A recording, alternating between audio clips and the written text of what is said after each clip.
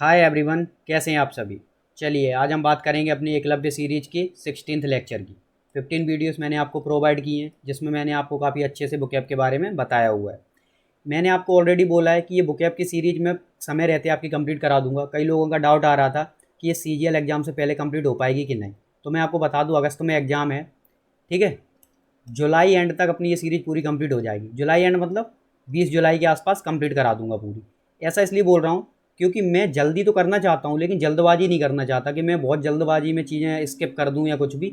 आपको बाकायदा चीज़ें बता रहा हूँ, एक एक कीवर्ड बता रहा हूँ। ठीक है, जो कीवर्ड्स रिपीट हो रहे हैं उनका रिवीजन भी हो रहा है। आपको क्वेश्चन सॉल्विंग अप्रोच भी बता रहा हूँ कि कैसे हम एलिमिनेट कर सकते हैं ऑप्शंस को, कैसे हम आंसर्स तक पहुँच सकते हैं, बुकैब को कैसे टैकल करना होता है।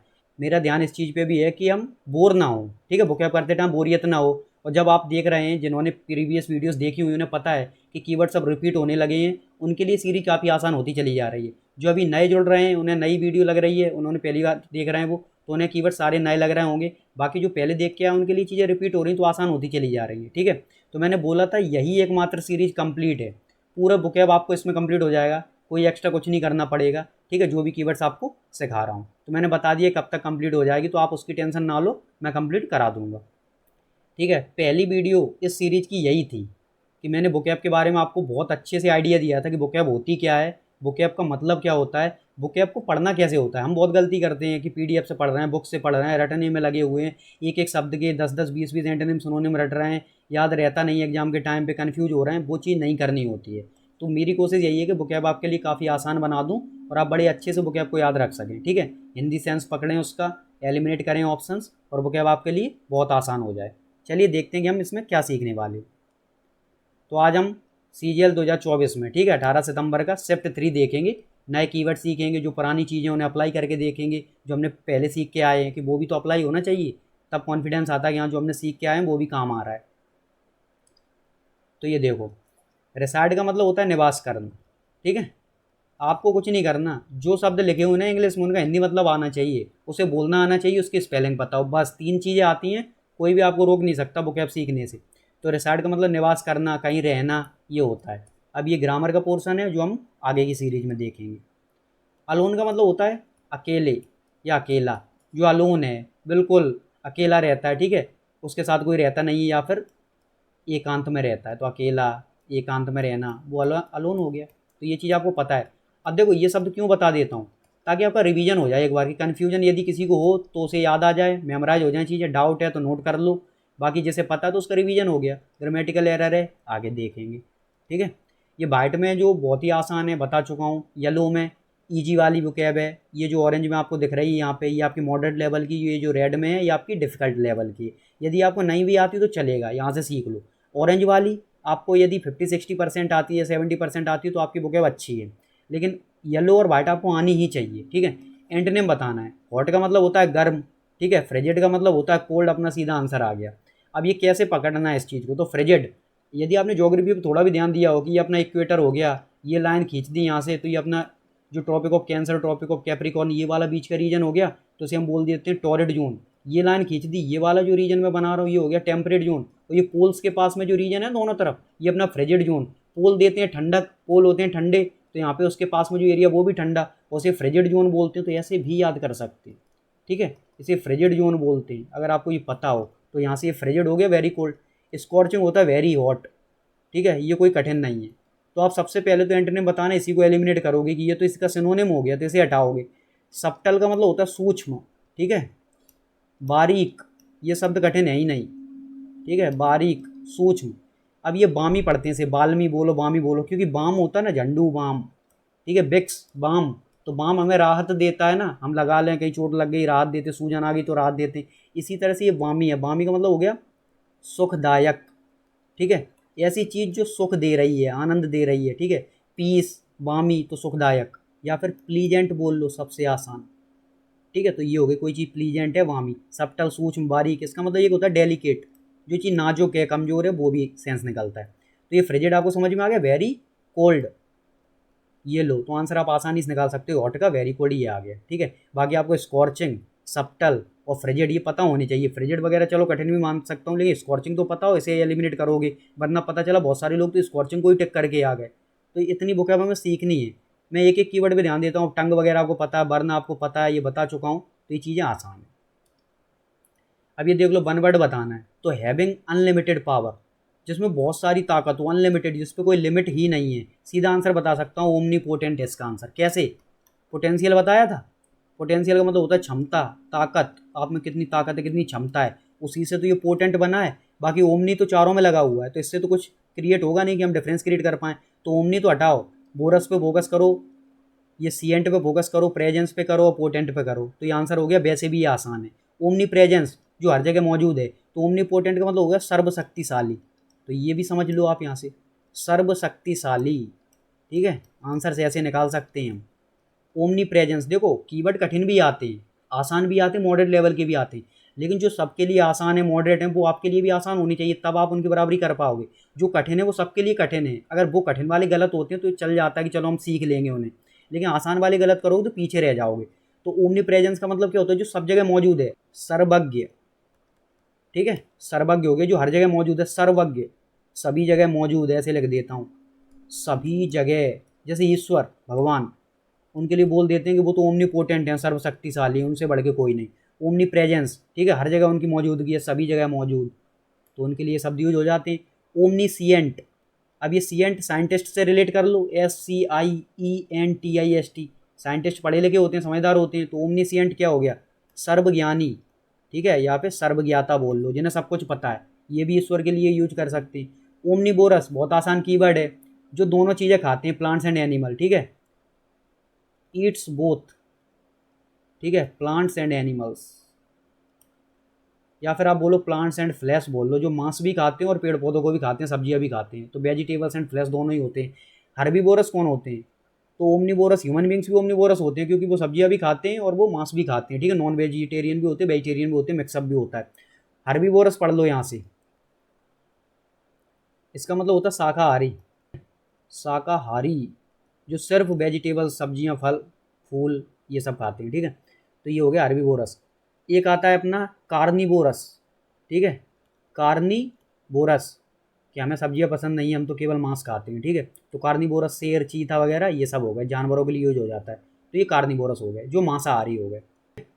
मांसाहारी, जो सिर्फ यही मांस खाते हैं वो कार्निवोरस। जो सिर्फ फल फूल सब्जियां खाते हैं शाकाहारी, जो दोनों चीज़ें खा लेते हैं वो अपने ओमनीवोरस हो गए। तीनों का पता चल गया, ओमनीसिएंट, ओमनीप्रेजेंट, ये सब समझ में आ गया। जिसके पास अनलिमिटेड पावर है, आंसर भी आ गया। ठीक है, ये कुछ नहीं, साउथ अफ्रीका की एक जगह का नाम है, कुछ नहीं करना इससे हमें। ठीक है, इनकरेक्टली स्पेल्ड बताना है, तो ये हो गया गलत अपना।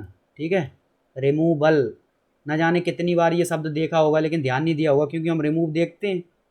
अब देखो कहाँ कन्फ्यूज करते हैं, रिमूव में ई आता है लेकिन रिमूवल में ए आता है, तो इस तरह की गलतियाँ करवाता है। पिछली वीडियो में मैंने बताया है, AEIOU, इनमें अगर कहीं भी डाउट फंस रहा है तो ध्यान दो, क्योंकि वॉवेल्स में वो गलतियाँ करवाते हैं, और तभी तो पूछेंगे। अभी ये यहाँ पे ई है और रिमूवल की स्पेलिंग भी इसी तरह से होती, REMOVEL, तो क्यों पूछते? नहीं पूछते ना, ये गलत है। पॉवर्टी पता है, इकोनॉमिक्स, ग्रांड का मतलब होता है भव्य, बहुत ही शानदार, ग्रांड सेलिब्रेशन, तो ये शानदार सेलिब्रेशन, तो ये हो गया, आंसर भी मिल गया। अब मान लो हम इसी चीज़ में फंस रहे हैं, हमें ये आंसर नहीं निकाल पा रहे, हमें रिमूवल की स्पेलिंग नहीं पता, तो हम तो पीछे रह ही जाएंगे वो कैप में, ये चीज़ है। एंटोनिम बताना है किसका? लॉस्ट का, तो फाउंड होता है, कुछ सोचना ही नहीं है, आगे बढ़ो टिक करके, टाइम भी बचेगा और सीधा आंसर पता है। लॉस्ट का ही मतलब नहीं पता तो गलती तो होगी। पेव का मतलब क्या होता है? रास्ता बनाना, रास्ता बनाना। ठीक है, सड़क बनाना, रास्ता बनाना, ये पेव होता है। ये हो गया। अब मैं आपसे क्या बोलता हूँ, मैं बोलता हूँ सेंटेंस में चीज़ें दी हों तो आसान हो जाती है, लेकिन जब सीधा आंसर मिल रहा है कि लॉस्ट का बताना, जो ब्रैकेट में है, ब्रैकेट में जो दे रखा है उसका आंसर, तो सीधा टिक किया, देखा ऑप्शन, आगे बढ़ गए। वरना पढ़ लो, ये धरा या धारा बोल लो, fill up the way to Mumbai. ठीक है, जो किसी का नाम है, तो इसने क्या किया, रास्ता बनाया, paved the way to Mumbai की तरफ आ रही है, तो रास्ता बना के रास्ते से आ रही, तो ये सड़क से रिलेटेड है, तो ये पेव हो गया। हेल्प, फाउंड वगैरह, स्लैब, सोना, ये सब पता है आपको। ब्रेवेडो, अब देखो एक तो होता है आपका ब्रेव, और एक आपका यहाँ से होगा ब्रेवेडो। तो ब्रेव का मतलब होता है साहसी, ठीक है, ताकतवर, साहस है जिसमें, डरता नहीं किसी से। ब्रेवेडो कौन हो गया? सेखी मारने वाला। ठीक है, सेखी मारने वाला, ये हो गया। और वो भी पता कैसी सेखी मारने वाला, कि सेखी में साहस दिखाने वाला, इस तरह से, सेखी में साहस दिखाने वाला, कि देखो मैं अभी शेर से लड़ जाऊंगा। ठीक है, बस कहने का है लड़ता कौन है, तो वही सेक ही दिखा रहे हैं कि देखो मैं नहीं डरता किसी से, और अंदर से डर लग रहा है, तो वो हो गया ब्रेव एडो। तो ये कंफ्यूज मत हो जाना कि ब्रेव और ब्रेव एडो, अभी तो ये पैसिव वॉइस में तो उतना काम का नहीं है, लेकिन कभी एंटोनिम सिनोनिम में से स्पेल्ड कहीं आ गया तो काम का हो जाएगा। तो सेक ही मारने वाला है, सेक ही में साहस दिखाने वाला, और अंदर से डरपोक है। ठीक है, वन वर्ड बताना है। शॉर्ट स्टे, शॉर्ट मतलब कम समय के लिए, छोटे समय के लिए रुकना। That you make while on a longer journey, तो सेंटेंस में तो अच्छे से पढ़ लो। जब आप एक लंबी यात्रा पर रुके हुए हो लेकिन आप शॉर्ट स्टे ले रहे हो, थोड़े समय के लिए रुक रहे हो, तो स्टॉप ओवर। पहली चॉइस तो यही बनेगी, कहीं पे रुकना, स्टे रुकना, और स्टॉप का मतलब भी रुकना। पहली चॉइस तो यही बनेगी, क्योंकि वन वर्ड सब्स्टिट्यूट हमेशा सिनोनिम के हिसाब से चलता है। ठीक है ना, जो उसका मतलब होता है वही, उसका विपरीत या फिर विलोम नहीं बताना होता। रेफ्यूजी का मतलब पता है, शरणार्थी। जैसे मान लो अभी बांग्लादेश में प्रॉब्लम हो गई थी, तो बांग्लादेश वाले भारत में घुस आए, तो उन्होंने कहा, सरकार से मांगी उन्होंने मदद की, हमें कुछ दिन यहाँ पे रहने दो, तो वो रेफ्यूजी हो गए। टेंट आपको पता है, तंबू लगा लिया। सागा, सागा का मतलब होता है लॉन्ग स्टोरी। सागा जैसे महाभारत की कहानी बहुत लंबी है, तो वो हो गया सागा, तो लॉन्ग स्टोरी हो गई, जिसे हम बोल सकते हैं विस्तृत कहानी, महाकथा। ठीक है, तो ये एक नया शब्द आपको सीखने मिल गया, जबकि अपना आंसर नहीं है। और जब हम शॉर्ट स्टे वगैरह, तो आंसर मिल गया। अब ये शब्द वो कहीं भी यूज कर सकते हैं, हमें पता होना चाहिए, तो इस तरह आंसर आते हैं अपने। ठीक है, अब ये देखो हमें सब्सटीट्यूट करना है अप्रोप्रिएट, तो यहाँ पे इट्स, तो ये इट्स तो ग्रामर में चला जाएगा। ठीक है, वैसे इसका आंसर ये होगा। फंक्शन का मतलब होता है वर्क, काम, और फंक्शन का मतलब कार्यक्रम भी होता है। लेकिन यहाँ कौन से फंक्शन की बात हो रही है कि कंप्यूटर कैन नॉट, कंप्यूटर काम नहीं कर सकता, चल नहीं सकता, वर्क नहीं कर सकता विदाउट अपने मदरबोर्ड के बिना। तो मदरबोर्ड एक तरह से माँ जैसा समझ लो, माँ के बिना बच्चा नहीं चल सकता है, ऐसे मदरबोर्ड क्या है, एक सर्किट है। आप रिमोट देख लो, टीवी देख लो, एलईडी देख लो, सर्किट होता है, उसमें प्लग लगे हुए हैं, वो चीज़ें जैसे ग्रीन कलर की प्लेट होगी अंदर, देखना है ना, जब रिमोट वगैरह खोला हो तो उसमें लगे रहते पेचेस वगैरह ऐसे, उसी में पूरा कनेक्शन रहता है वायर्स वगैरह का, तो वो हो गया आपका मदरबोर्ड। यही बिगड़ गया तो पूरी वायरिंग बिगड़ गई। तो इतना हमें इन डेप्थ नहीं जाना कोई, हम उसमें उसमें नहीं जा रहे हैं कि आईआईटी करनी है उसमें अंदर जा रहे हैं। ठीक है, तो पूरा पढ़ के आ रहे हैं नहीं, टेक्निकल नॉलेज लेना है, बस इतना समझ गया बहुत है। एंटोनिम, तो एंटोनिम ट्रियम्फेंट, जुबिलेंट, ऑलरेडी बता चुका हूँ ये। ठीक है, इसका मतलब होता है सक्सेसफुल, सक्सेसफुल सफल हो गए। ठीक है, और एंटोनिम बताना, तो यहाँ पे अनसक्सेसफुल हो गए, फेल हो गए, तो इसका मतलब होता है विक्टोरियस, जीत गए। और ट्रियम्फ का मतलब होता है विक्ट्री। ठीक है, तो ट्रियम्फ से निकला ये शब्द, ट्रियम्फ। ट्रियम्फ का मतलब होता है जीतना, और जीतने का मतलब एंटोनिम होता है हारना, उसका विलोम, तो अनसक्सेसफुल हारना ही तो होता है, तो आंसर आ गया सीधा। जुबिलेंट का मतलब होता है बहुत खुश। ठीक है, ये शब्द पहले ही बता चुका हूँ, तो यहाँ बताने की भी जरूरत नहीं है। टेंडर, फ्लरिश सब बता चुका हूँ। ठीक है, इसमें कुछ बताना ही नहीं है, ऑलरेडी सारी चीज़ें बता चुका हूँ। अब देखो कितने आसान हो रहे हैं हमारे लिए बुक। अब करेक्ट स्पेलिंग बतानी है, तो देखो अब ये पढ़ने की भी जरूरत नहीं है, क्योंकि सारे जो कीवर्ड्स हैं वो एक ही शब्द के बारे में है ये। ठीक है, और इसका सही स्पेलिंग ये है, कोलोक्यूल, COLLOQUIAL। ठीक है, यहाँ पे AL। अब मैं आपको बताऊँ इसका आंसर कैसे करना है। तो फ्रेंड्स ये बिल्कुल भी आसान नहीं है। ठीक है, क्योंकि सारे जो कीवर्ड्स हैं एक ही उसके हैं, और ये हमने सुना भी नहीं, कठिन कीवर्ड है, तो कैसे आंसर निकालें। तो यहाँ से थोड़ा पढ़ते हैं।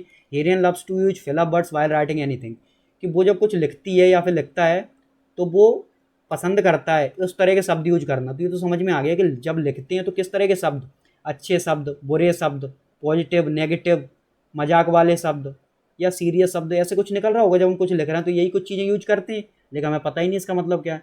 तो मेरी पता है पहली चॉइस क्या बनती है, कि ये जब भी शब्द पूछते हैं ना एसएससी में जब भी आता है, तो उनकी जो अप्रोच रहती है वो ये रहती है, ऐसे शब्द पूछना है जहाँ पे कोई चीज़ डबल आ रही हो। जैसे उन्होंने पूछ लिया अकोमोडेट, देखना ACCODDATE, गलती कहाँ करवाएंगे, डबल एम की जगह एक एम दे देंगे, डबल सी की जगह एक सी दे देंगे, कहीं तो गलती करा देंगे। तो मेरा दिमाग गया डबल एल और सिंगल एल पे। सबसे पहले मैं ऐसे हटाऊंगा, मुझे आंसर नहीं पता अभी, मैं सबसे पहले ऐसे हटाऊंगा, बेशक यही आंसर हो मुझे नहीं पता, बेशक गलत हो जाए टिक करने के बाद, लेकिन एक अप्रोच बता रहा हूँ। तो मैं सबसे पहले ये सिंगल एल वाला हटाऊंगा, क्योंकि डबल एल 3 में चल रहा है, वो हमें कन्फ्यूज करना चाहेंगे कि आप ये भी हटा दो तब भी। अब इसमें QUIL, QUIAL और QUAL, तो ये इक्वल वगैरह जैसा कुछ, मेरी पहली चॉइस यही बनती, QUIL ऐसे करके, क्योंकि ये मोस्टली ऐसी चीज़ें निकलती। QUAL भी मिलेगा आपको, QUIL भी मिलेगा, लेकिन ज़्यादातर आपको जो मिलेगा ना वो इस तरह से मिलेगा। ये भी मिल सकता है, ये बहुत कम मिलेगा। तो इस तरह से ये जब आप प्रैक्टिस करते हो तब भी दिमाग में बैठती है कि क्या पता यही आंसर हो। तो ऐसे ही मैं भी एक अगर क्वेश्चन करूँगा, मुझे जब पता नहीं था तो मैं ऐसे ही टिक करता, और मैंने ऐसे ही टिक किया था ऐसे, और सही भी हो गया था। तो अब इसका मतलब जान लो, इसका मतलब होता है आम बोलचाल की भाषा। ठीक है, आम बोलचाल की भाषा। तो मैंने बताया ये शब्द कठिन है, तो नहीं भी आ रहा है तो कोई प्रॉब्लम नहीं है, आप सीख लो। आम बोलचाल की भाषा, आम बोलचाल के शब्द हैं, तो जब भी वो लिखता है ना तो आम बोलचाल के शब्द डालता है लिखते टाइम, ठीक है। ऐसा नहीं कि बहुत ऊट पटांग शब्द डाल दिए, स्टैंडर्ड शब्द डाल दिए, पढ़ने वालों को समझ में ही नहीं आ रहा है। कोई भी समझ सकता है उसकी भाषा को, ऐसे शब्द डालता है वो, ठीक है। तो ये हो गया कोलोकियल का मतलब। बोलना आ गया, स्पेलिंग बहुत अच्छे से देख लो, COLLOQUIAL, और मतलब भी पता चल गया, अपना काम हो गया, ठीक है। ये देखो ईडियम बताना है, क्रिएचर ऑफ हैबिट। क्रिएचर का मतलब कोई प्राणी हो गया, जीव हो गया, और हैबिट मतलब आदत। तो आदत का मतलब कोई चीज़ रिपीट हो रही है ना, आदत तो ये दिखाती है ना कोई चीज़ रिपीट हो रही है, तो यहाँ पे ये चीज़ समझ में आ रही है। तो ये देखो, one who does same thing in the same way, कि कोई सेम चीज़ को सेम तरीके से कर रहा है। एक बुरी आदत, ठीक है। मीन पर्सन और फेथफुल व्यक्ति, तो mean person negative sense they रहा है कि बुरा व्यक्ति या फिर छोटी सोच रखने वाला व्यक्ति, ये सब हो गया। फेथफुल वफादार डॉग, तो हैबिट और डॉग, तो डॉग की हैबिट ये कुछ सेंस निकल सकता है, ये हमारी चॉइस ये भी हो सकती है। और ये पर्सन और बुरी आदत, तो ये दोनों एलिमिनेट कर दो आप यहाँ से, कि व्यक्ति की बात कहाँ से आ गई कि एक छोटी सोच रखने वाला या फिर बुरा व्यक्ति कुछ, या बैड हैबिट, ये कहाँ से आ गया। आप देखो हैबिट क्या शो करता है, जहाँ भी हैबिट आएगा ना रिपीटिशन दिखा रहा होगा, कोई चीज़ रिपीट हो रही है, तो ये कैसा व्यक्ति जो सेम चीज़ सेम तरीके से करता है, तो सेम चीज़ बार बार सेम तरीके से, तो वो हैबिट में आ गई ना उसके, तो आंसर हो गया अपना ये। और ये वफादार कुत्ता, तो वफादार डॉग क्रिएचर, ये हमारे मन में आ सकता है, लेकिन ईडियम अब पता चल गया यही आंसर है इसका, ठीक है। तो ये नहीं है जो हमें लग सकता है एक बार के लिए। तो ये क्रिएचर ऑफ हैबिट का मतलब यही है कि कोई व्यक्ति ऐसा बन गया है कि अब तो वो उस आदत का, मान लो वो आदत उसके लिए जानी जाती है, कि यदि आप बोलो कि हाँ आपको इस चीज़ में, मान लो कोई हैबिट हो गई उसकी, तो उसकी जगह उसका नाम ले लो। जैसे मिस्टर कंसिस्टेंट, तो विराट कोहली का नाम ले लिया, तो इस तरह से क्या, हमेशा रन चेज, या फिर रन मशीन कोहली, तो ये क्या हो गया, रन मशीन, जो रन बनाता है ऐसी मशीन, तो उसका नाम विराट कोहली। तो ये चीज़ हो गई, इस तरह से वो हैबिट हो गई कि हाँ हमेशा रन बनाना है, तो ये हो गया। Antonym, envious, malicious, generous, suspicious, untrustworthy, जिस पे भरोसा ना कर सकें, सस्पिशियस संदेह, ठीक है, शक है। तो ये देखो जो जेलसी, ये हो गया ना एनवायस। अब यहाँ से ये चीज़ सीखो, एक तो एनवी होता है ये, और एक एनवायस होता है। तो ये इसका मतलब एनवाई का मतलब हो गया, एनवी का मतलब हो गया जेलस, और एनवायस का मतलब हो गया जेलसी। दोनों में समझ लो यहाँ पे इसका मतलब क्या है, कि जेलस का मतलब हो गया यहाँ पे ईर्ष्या, ठीक है, जलन हो रही है किसी से, जलन, ईर्ष्या। और यहाँ पे क्या हो गया, ईर्ष्यालु, ईर्ष्यालु, जलने वाला, ठीक है, जलने वाला। तो एनवाई और एनवायस, ठीक है। जेलस हो गया, ईर्ष्या, जलन, ये यहाँ पे ऐसे, और ईर्ष्यालु जलने वाला। अब यहाँ पे ये तो जलने वाला हो गया, और एंटोनिम होगा ये नेगेटिव वर्ड हो गया, और जेनरस होता है काइंड, ठीक है। तो आंसर तो यही हो गया, जो काइंड है, दयालु है, तो आंसर तो अपना सीधा मिल गया यहाँ से। ये संदेह नेगेटिव वर्ड है, ये नेगेटिव वर्ड है, ये भी नेगेटिव था। मान लो मेलिसियस हमें पता नहीं, जेनरस हमें पता है पॉजिटिव है, तो पहली चॉइस तो अपनी यही बनेगी, आंसर आ गया, ठीक है। अब मेलिसियस सीख लो, पता है तो अच्छी बात है, नहीं पता तो अब तो सीख लो, आगे कभी आएगा तो देखो इसको यहाँ सीखो, मेलायन, इसका ये यहाँ से निकला मेलायन। मेलायन का मतलब होता है बुरी नीयत रखने वाला, ठीक है, किसी के बारे में बुरा सोचना, बुरी नीयत रखने वाला, बुरी नीयत रखने वाला। तो पहली चीज़ आपको यहाँ से ये समझने आनी चाहिए कि ये जो एनवायस लिखा है इसका ये सिनोनिम बन रहा है, बुरी नीयत रखने वाला, ठीक है, बुरा सोचने वाला, किसी के बारे में बुरा सोचना। तो ये यहाँ से आपको ये समझ में आ गया, ये चीज़ हो गई। तो अपना आंसर आ गया जेनरस। अब ये मेलायन हो गया, मेलिसियस का भी मतलब यही है कि बुरी नीयत रखने वाला है, कि बुरी चीज़ है, बुरी सोच है, तो वो मेलिसियस हो गया। अब ये देखो बर्फ फ्रेज ग्रामर का पोर्शन है। रेनोवेट बताया, रेन्यू कराना, चीज़ों को जब नया करा रहे हो ना, घर की डेंटिंग पेंटिंग करवा रहे हो, ठीक है, प्लास्टर वगैरह सही करवा रहे हो, वो सब। बनवर्ड बताना है, मच मोर देन यूजुअल और एक्सपेक्टेड, जो आपने उम्मीद की, एक्सपेक्ट किया, अक्सर जितना होना चाहिए उससे मच मोर, मच भी है मोर भी है, उससे ज़्यादा। कंपेरिजन हो रहा है ना, कि जो टू है ना और जो वन है, तो two is greater than, one से बड़ा है। ऐसे जो आपने सोचा उससे ज़्यादा, तो एक्सीड कर गई, लिमिट, लिमिट एक्सीड कर गई, सीधा आंसर है अपना। ऑर्डिनेट का मतलब क्या होता है, जो बाई कोऑर्डिनेट होता है मैथ में, उसी के लिए यूज हुआ है ये ऑर्डिनेट, ठीक है।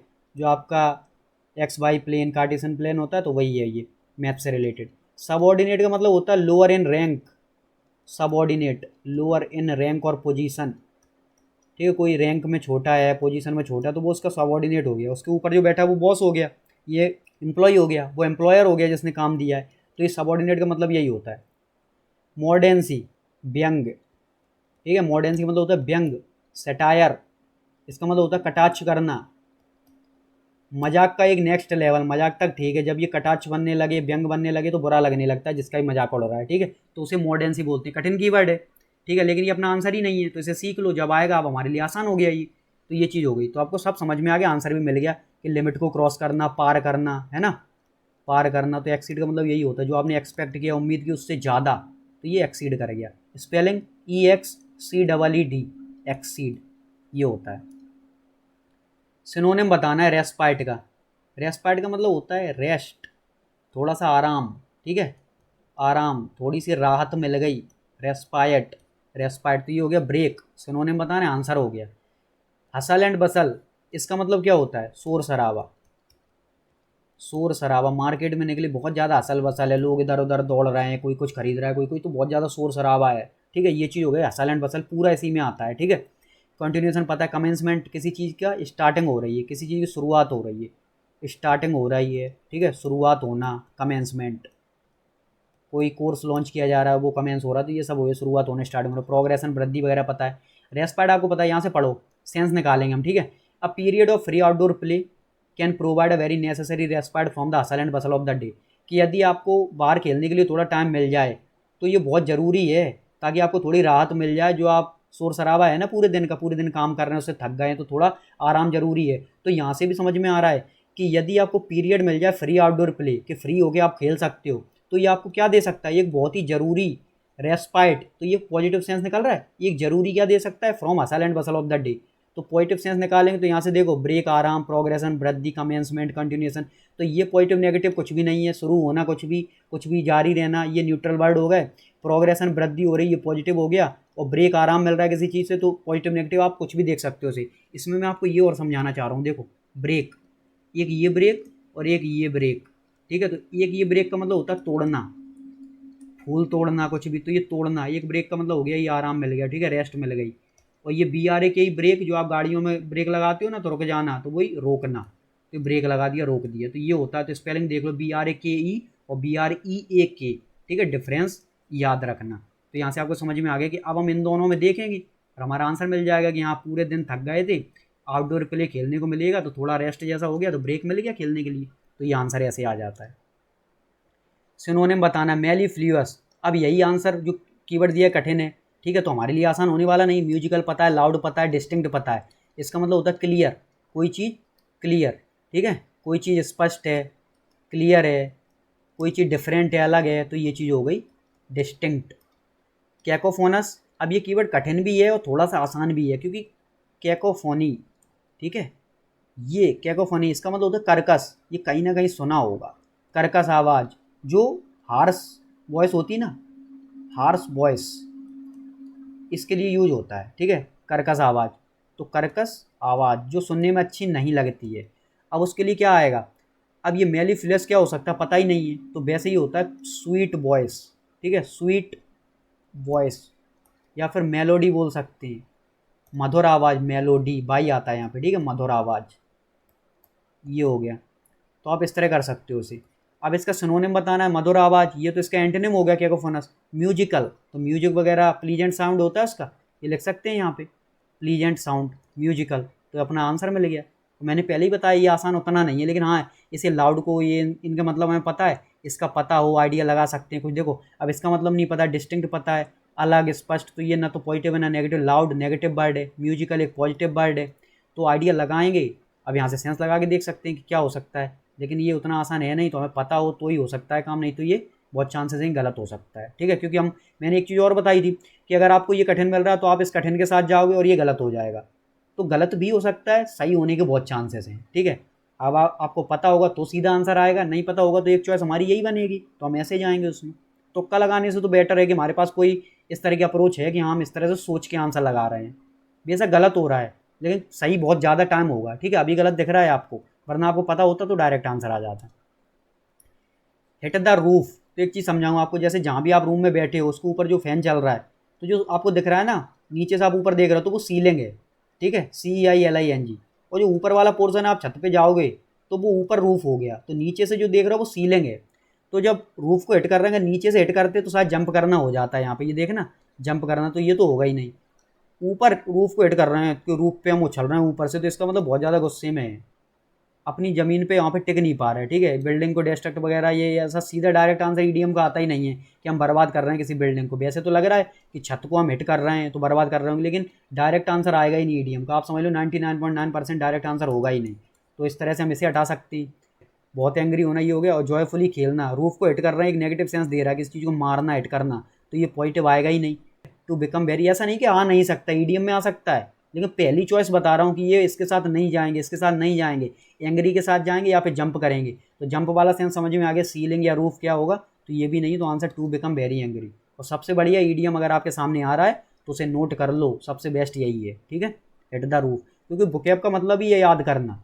बुकैब आपको याद होनी चाहिए, उसका यूज करना आना चाहिए, यही है बुकैब। अब ये बता देते हैं यहाँ पे पोल का मतलब क्या होता है, वोटिंग। वोटिंग करवा लो, सर्वे करवा लो, ठीक है। वोट डलवा लिए, कोई भी सर्वे करवा लिया, क्वेश्चन सॉल्व कर रहे तो उसमें पोल करा लिया कि कौन सा ऑप्शन होगा, तो ये चीज़ हो गई। इंटर्नशिप क्या होता है, वर्क एक्सपीरियंस, ठीक है। आपने कहीं 6 महीने की इंटर्नशिप कर ली, कोई वर्क एक्सपीरियंस ले लिया, अब आप जॉब कर सकते हो, आगे डिप्लोमा मिल गया, कोई सर्टिफिकेट मिल गया। इंटर्न, जो वर्क एक्सपीरियंस ले रहा है वो इंटर्न हो गया। और जिसने काम किया, जो काम कर रहा है मतलब इंटर्नशिप हो गया, वो काम करना वर्क एक्सपीरियंस। और इंटर्न जो उस एक्सपीरियंस को ले रहा है, ठीक है। डेमोस्ट्रेट का मतलब क्या होता है, शो करना, शो करना, प्रदर्शन करना, दिखाना, ठीक है। तो ये दिस स्टडी डेमोस्ट्रेट, ये स्टडी क्या बताती है, ये चीज़ जो हमने पढ़ी है हमें क्या बता रही है, तो वो हो गया क्या दिखा रही है। पर्सपेक्टिव, आपका नज़रिया क्या है, आपका ओपिनियन क्या है। इनोवेटिव, न्यू आइडियाज़, ठीक है, कि आप इनोवेटिव हो तो आप नई सोच रखते हो, आप नए नए आइडियाज़ लाते हो, तो वो इनोवेटिव हो गया। प्रायर का मतलब होता है के पहले, ठीक है, के पहले। तो ये हो गया do that prior to this, मतलब इससे पहले वो करो, तो prior to this do that ऐसे ही बोल सकते हो। तो ये चीज़ हो गई कि आप ये जो करने जा रहे हो ना, अगर प्रायर लगा दिया तो इससे पहले आप वो करो, डू दैट। तो के पहले, बस ये बिफोर वाला सेंस देता है, ठीक है, बिफोर। स्टीम का मतलब होता है भाप, ठीक है। भाप होती है ना, खाना बनता है जो कुकर वगैरह देगा, भाप, स्टीम। तो ये चीज़ हो गई। अब इसमें कुछ है नहीं। डिक्लाइन का मतलब आपको पता है, DECLIN, डिक्लाइन। इसका मतलब क्या होता है, रिड्यूज होना, कम होना, है ना। डिक्लाइन, कम होना, कोई भी चीज़ कम हो रही है तो वो हो गया रिड्यूज, डिक्लाइन। कंबाइन, तो ये COMBINE, कंबाइन का मतलब क्या होता है, जुड़ना, कंबाइन होना, जुड़ना, या कोई चीज़ जोड़ रहे हो, जोड़ना, कंबाइन करना। दो क्लासेस थी, सेक्शन ए और सेक्शन बी, दोनों को मिला के क्लास ले ली किसी टीचर ने, तो कंबाइन करके ले ली, कंबाइंड क्लास बोलते हैं, वही है ये। टू अपॉन कुछ नहीं है, ये सब बता चुका हूँ ऑलरेडी प्रीवियस क्लासेस में। तो आज का अपना कंप्लीट हो गया वो क्या, ठीक है फ्रेंड्स। अब आपको क्लॉज टेस्ट में कोई प्रॉब्लम आती है, 18 वीडियोस दे चुका हूँ, कोई भी वीडियो देख लो, अच्छी लगे तो सीरीज कंटिन्यू करना। आपके जितने भी दुख दर्द है ना क्लॉज टेस्ट से रिलेटेड, वो सारे गायब हो जाएंगे, ठीक है, ये मैं आपको गारंटी दे सकता हूँ। तो आप देखिए, आपको बहुत मज़ा आएगा, ठीक है। चलिए मिलते हैं अगली वीडियो में।